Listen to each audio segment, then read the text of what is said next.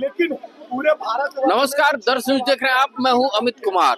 झारखंड से एक छात्र अभिषेक रवि 10 सितंबर को भुवनेश्वर जाता है और भुवनेश्वर में कॉलेज में दाखिला लेता है। 12 तारीख को उसका जन्मदिन होता है और 13 तारीख को उसके घर वालों के पास खबर पहुंचती है कि उसकी मृत्यु हो चुकी है। तो इसके पीछे क्या कुछ वजह है और क्या कुछ वजह बताया गया है प्रशासन की तरफ से, ये हम जानने की कोशिश करेंगे। बहरहाल आज ये कैंडल मार्च निकालकर इनके घर वाले और जो कॉलोनी के लोग हैं, मोहल्ले के लोग हैं, वो कैंडल मार्च निकालकर ये साफ तौर पे सरकार को चेता रहे हैं, सरकार से मांग करने की कोशिश कर रहे हैं कि इस मौत के जिम्मेवार जो है उन दोषियों को सख्त से सख्त सजा दी जाए और साथ में सीबीआई जांच की भी मांग करते नजर आ रहे हैं। तो हम सीधे उनकी बहन से, यानी जो दिवंगत अभिषेक रवि जी हैं, उनकी बहन से हम जुड़ने की कोशिश करते हैं और बात करने की कोशिश करते हैं। आपसे हम जानने की कोशिश करते हैं अभिषेक जी की जो मौत हुई है वो कैसे हुई है, क्या हुई है, कैसे वो गए थे।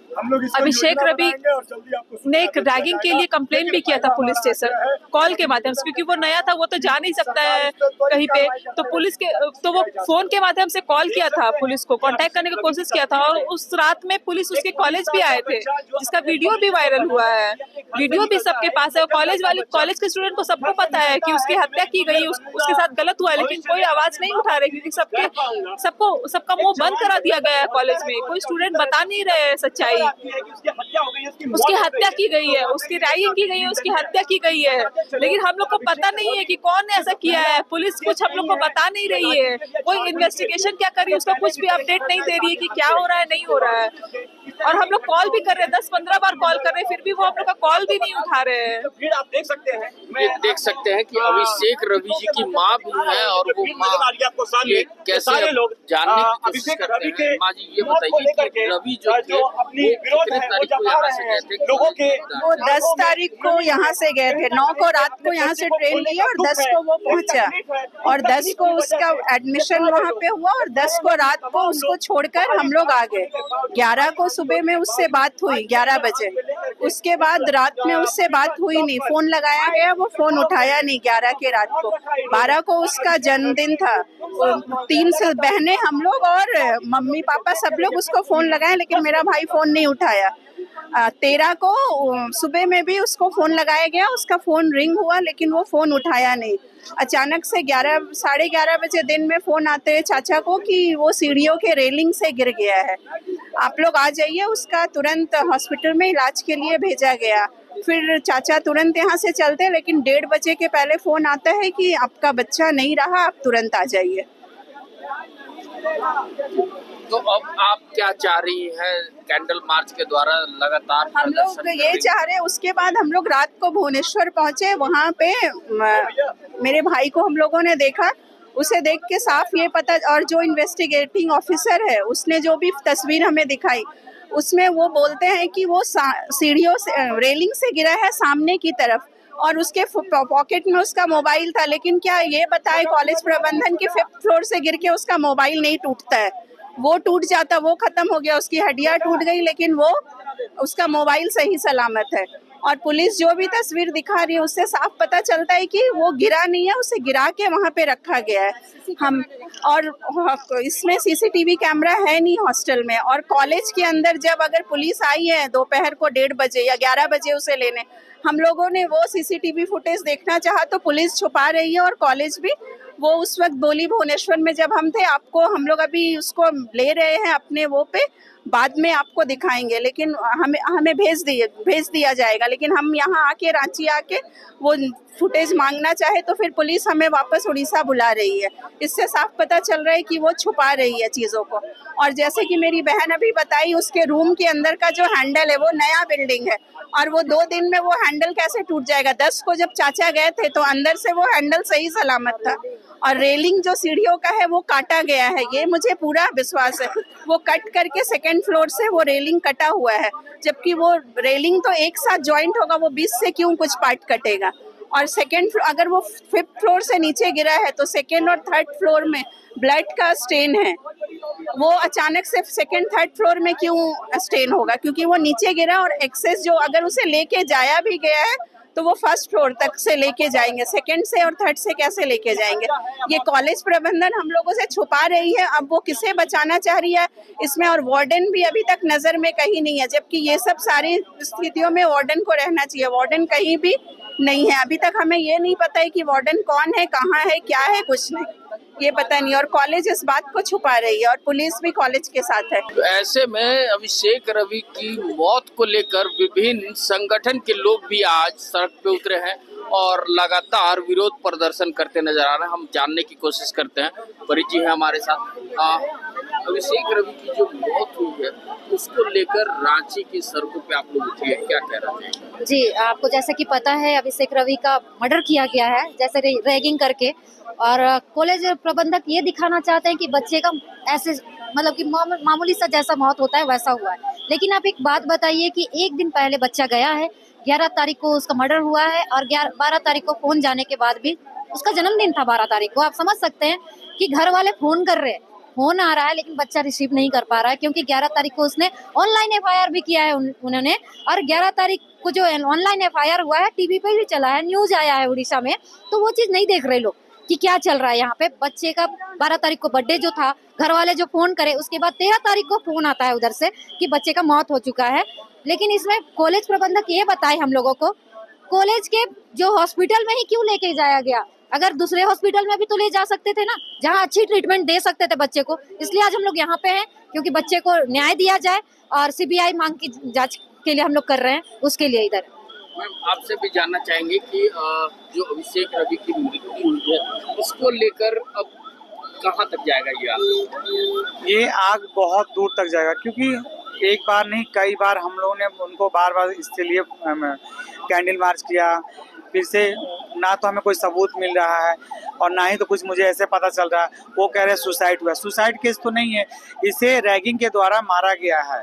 और इसके हाथ पे अगर वो ऊपर से गिरा छत पे से तो या तो मुंह के बल चोट लगता, या तो सर के बल गिरता तो सर के बल, जबकि उसके पैकेट में मोबाइल सही सलामत था, एक खरोच भी मोबाइल पे नहीं लगा था, हाथ टूटे हुए थे, पैर भी टूटे हुए थे। तो CBI जांच करेगी तभी हमें पता चलेगा कि, और हम CBI जांच के लिए ही मांग कर रही हूँ कि CBI जांच होनी चाहिए।